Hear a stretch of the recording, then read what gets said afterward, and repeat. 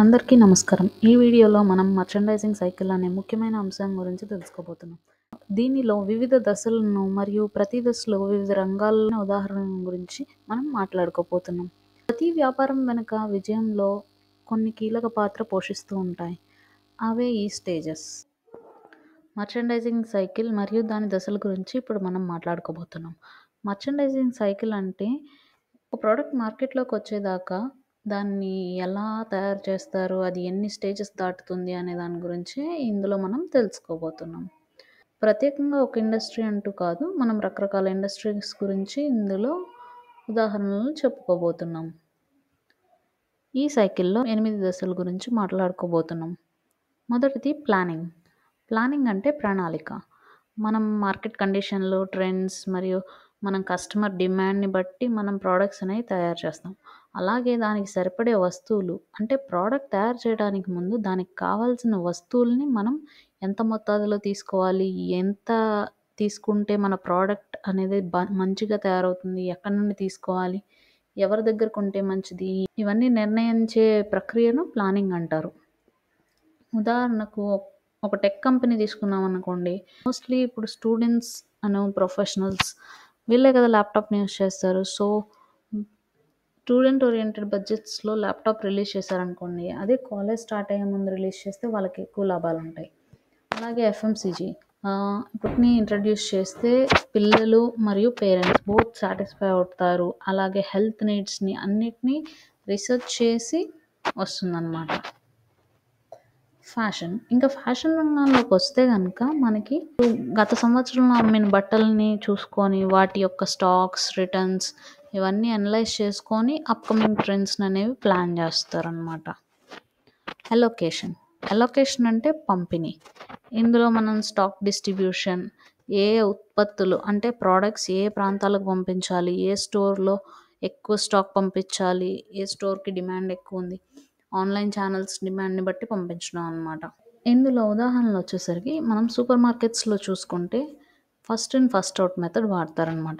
ఇప్పుడు మనం రోజు వాడే పాల పదార్థాలు వంటివి త్వరగా డేట్ అయిపోతూ ఉంటాయి. సో ఏదైతే డేట్ ఫస్ట్ ఉంటుందో అవన్నీ యూజ్ బై డేట్ని బట్టి వాళ్ళు సేల్ చేస్తూ ఉంటారు.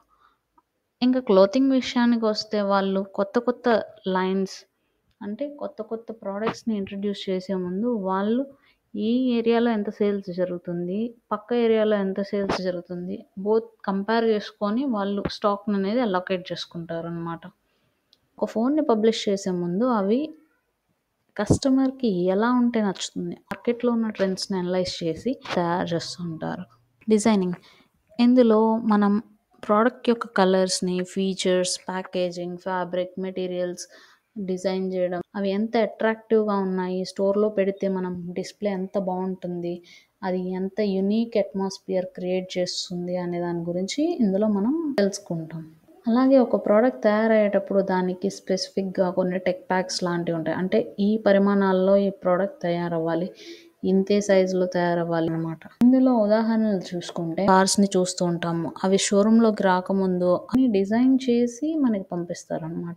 అలాగే హోమ్ డెకోర్ చూసుకున్నాం అనుకోండి, దివాళీ సీజన్ లాంటివి వచ్చిందనుకో, అక్కడ డిఫరెంట్ ప్రింట్స్ ఉంటాయి. వాటన్నిటిని థీమ్కి తగ్గట్టుగా మనం డిజైన్ చేసి వాటిలో ఇంప్లిమెంట్ చేస్తారనమాట.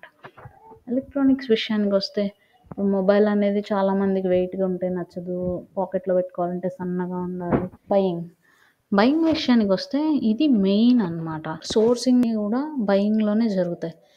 ఇందులో రా మెటీరియల్స్ని ఎంత అమౌంట్తో కొనాలనేది ఇందులో డిసైడ్ చేస్తారు. అలాగే డెలివరీ టైం లైన్స్, మనం కస్టమర్కి ఇచ్చే ప్రోడక్ట్ టైం లైన్తో రెండు మ్యాచ్ చేసుకోవాలన్నమాట. మెటీరియల్ క్వాలిటీని బట్టి కాస్ట్ని వెండర్తో నెగోషియేట్ చేసుకోవాలి. ఉదాహరణకు ఇప్పుడు ఒక టీ బ్రాండ్ తీసుకున్నాం అనుకోండి, అందులో ఆర్గానిక్ ప్యాకింగ్ మెటీరియల్ కోసం వాళ్ళు ఎక్కడెక్కడ నుండో ప్రీమియం తెప్పిస్తూ ఉంటారు. నార్మల్గా కూడా ప్యాక్ చేయొచ్చు, కానీ అవి ఎకో ఫ్రెండ్లీ కాదు. ఇక్కడ వీళ్ళు ఆర్గానిక్ ప్యాకింగ్ అని స్పెషల్గా పెట్టడం వల్ల వీళ్ళ ప్రోడక్ట్ రేంజ్ అనేది మార్కెట్లో ఉన్న ప్రోడక్ట్స్ కన్నా ఒక పాయింట్ ఎక్కువగా కనిపిస్తుంది. అలాగే బుక్ స్టోర్స్కి వెళ్తుంటాము, అందులో కొన్ని మాత్రమే బెస్ట్ సెల్లర్స్ ఉంటాయి. ఎందుకంటే రైటర్ రాసే లైన్స్ అట్రాక్ట్ చేస్తేనే కస్టమర్స్ అనేవాళ్ళు ఎక్కువ బుక్ని మనం కొంటూ ఉంటాం. మనం బొటిక్కి వెళ్తూ ఉంటాం కదండి, అక్కడ చాలా రకాల డిజైన్స్ చూస్తుంటాం. కానీ వాళ్ళు చిన్న చిన్న ఆర్టిషియన్స్‌ని పెట్టి వాళ్ళ ఆ జ్యువెలరీని తయారు చేపించి చాలా ఎక్కువ కాస్ట్‌కి మనకి రిటైల్‌లో అమ్ముతూ ఉంటారు. ప్రాఫిట్ మార్జిన్ ఎక్కువుంటది వాళ్ళకి. ఇంకా ప్రొడక్షన్ విషయానికొస్తే, ప్రొడక్షన్ లైన్‌లో ఏ వస్తువులు తయారవుతాయి? అవి ఎక్కడి నుండి ఎక్కడికెళ్తాయి? ప్రోడక్ట్ అనేది తయారయ్యి ఒక ప్లేస్ నుండి ఇంకో ప్లేస్‌కెళ్తుంటే దాన్ని ట్రాక్ చేస్తారనమాట. థెఫ్ట్ జరగకుండా ఆర్ఎఫ్ఐడీ లేబుల్స్ లాంటివి వాటికి ఏస్తా ఉంటారు. ఇందులో క్వాలిటీ చెక్స్ అనేవి చాలా ఇంపార్టెంట్. అండ్ టైమ్ లైన్స్‌ని కూడా మనం పర్ఫెక్ట్‌గా ఫాలో అవ్వాలి. ఇందులో వచ్చేసరికి మనం రోజు వేసుకునే టీ షర్ట్స్, బట్టలు అన్నీ ఏదైనా పెద్ద పెద్ద ఇండస్ట్రీస్ అలాంటి వాటిల్లో తయారైతే అదే అపెరల్ మ్యానుఫ్యాక్చరింగ్. దీంట్లో ఒక డిజైన్‌ని చిన్నగా శాంపిల్ తయారు చేసి దాన్ని ఫైనల్ మనం హోల్ లాట్ షిప్‌మెంట్ చేసే వరకు కూడా జరిగే మొత్తం ప్రొసీజర్‌ని ప్రొడక్షన్ అంటారు. ప్రొడక్షన్ చేసిన తర్వాత మరి ఈచ్ స్టేజ్‌లో క్వాలిటీ చెక్స్ చేస్తారు. క్వాలిటీ చెక్ చేసిన తర్వాత ఫైనల్ షిప్‌మెంట్‌కి అనేది రెడీ అవుతుంది. ఒకవేళ క్వాలిటీ చెక్‌లో కనుక అది ఫెయిల్ అయిందనుకోండి, షిప్‌మెంట్ అనేది ఆపేస్తారనమాట. ప్రాసెసింగ్ దీంట్లో కూడా క్వాలిటీ అనేది చాలా ఇంపార్టెంట్. ఇందులో రా మెటీరియల్ నుండి రెడీ టు మీల్స్ వరకు తయారవుతుంది.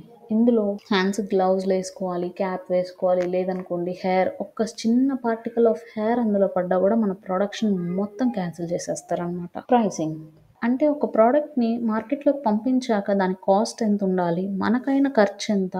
మనకొచ్చే మార్జిన్ ఏంటి? ఇవి రెండిటిని క్యాలిక్యులేట్ చేసుకొని మనం ఒక ప్రోడక్ట్ యొక్క ప్రైస్‌ని ఫైనల్‌గా సెట్ చేస్తాం. మనం కాంపిటీటర్స్ ప్రైజింగ్ చూసుకొని వాళ్ళతో ధీటుగా మనం మన ప్రైజింగ్ మనకు లాస్ రాకుండా ఎలాగో మనం ప్రాఫిట్ గెయిన్ చేస్తూ మన ప్రైస్‌ని అనేది డిసైడ్ చేసుకోవాలి. ఇందులో ఉదాహరణలు వచ్చేసరికి పెళ్ళికి సీజన్ వచ్చిందనుకోండి మనం బొటిక్‌కి వెళ్తూ ఉంటాం. ఒక బ్రైడల్ లెహంగా తీసుకోవాలంటే దాని యొక్క ప్యాటర్న్స్‌ని బట్టి, డిజైన్స్‌ని బట్టి అది ప్రీమియం రేంజ్‌లో వస్తుంది. ఒక డ్రింక్ కంపెనీ కొత్త ఫ్లేవర్డ్ మిల్క్ రిలీజ్ చేసిందనుకోండి, వాటిని స్కూల్ కిడ్స్‌కి, పేరెంట్స్‌కి నచ్చే రేట్లలో అందుబాటులో ఉండేలాగా రిలీజ్ చేస్తుంది. ఎందుకంటే పిల్లలే కదా పాలు ఎక్కువ తాగుతారు. సో, వాళ్ళని అట్రాక్ట్ చేయడం కోసం డిఫరెంట్ కైండ్ ఆఫ్ ఫ్లేవర్స్ తయారు చేసి అందిస్తారనమాట. నెట్‌ఫ్లిక్స్ వచ్చేసరికి దేశాల్లో నెట్‌ఫ్లిక్స్ అనేది రన్ అవుతుంది. కానీ ఆ దేశాన్ని బట్టి అక్కడ ప్రైజింగ్ నడుస్తుంది. డాలర్ ప్రైజింగ్ వేరుంటది. రూపీ ప్రైజింగ్ వేరుంటది. సో, నెట్‌ఫ్లిక్స్ అనేది యూకేలో ఎంత రేట్ ఉన్నదో ఇక్కడ అంతే రేట్ లేదు. ఇండియాకి తగ్గట్టుగా వాళ్ళు వాళ్ళ ప్రైస్‌ని సెట్ చేసుకొని మినిమమ్ బడ్జెట్‌తో రిలీజ్ చేశారు. ఇక్కడ మార్కెట్‌లోకి ఎంటర్ అవ్వడానికి వీళ్ళు వాడిన ట్రెండ్ ఇది. ఇంకా ప్రమోషన్స్ విషయానికొస్తే ఇందులో మనకి చాలా రకాలుంటాయి. మనం ప్రచారం చేయడానికి వివిధ రకాల కార్యక్రమాలు నిర్వహించొచ్చు, డిస్కౌంట్లు ఇవ్వచ్చు, అడ్వర్టైజ్మెంట్లు ఇవ్వచ్చు, ఆఫర్లు ఇవ్వచ్చు. అలాగే కస్టమర్లకి లోయల్ పాయింట్స్ ఇవ్వచ్చు.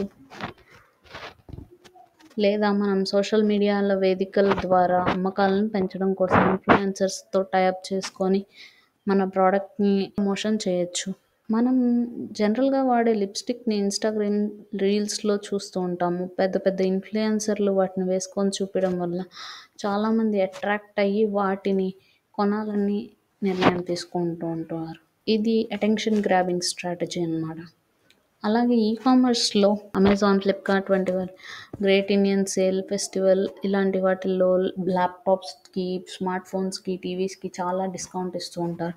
అంటే వాళ్ళు స్టాక్ అవుట్స్ చేసుకోవడం కోసం డిస్కౌంట్స్ అనేవి ఇస్తారు. అండ్ న్యూ ప్రొడక్ట్స్ అనేవి వాళ్ళు లాంచ్ చేసినప్పుడు దాన్ని ఎక్స్‌ట్రా ప్రైజెస్‌కి అమ్ముకొని వాళ్ళు ఈ ప్రైజెస్‌ని కవర్ చేసుకుంటారు. వీఐపీ కస్టమర్స్ కోసం వాళ్ళు కొత్త ప్రోడక్ట్ రిలీజ్ చేసే ముందు కామన్ పీపుల్ కన్నా ముందు వీళ్ళకి యాక్సెస్ ఇస్తూ ఉంటారు.